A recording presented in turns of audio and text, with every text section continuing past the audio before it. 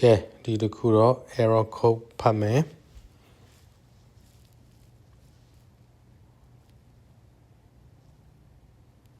တဲ့နဲ့3 4အနေ1အမြန်4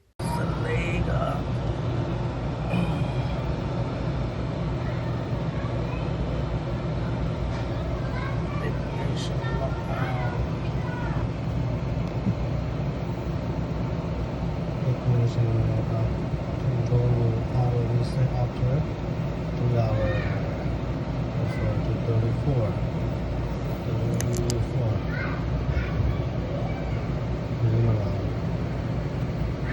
okay and then we'll try 3 more times before log out okay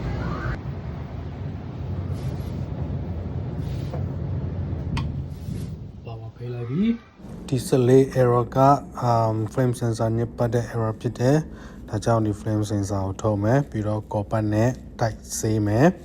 ပြီးရင်ပြန်ထည့်ပါမယ်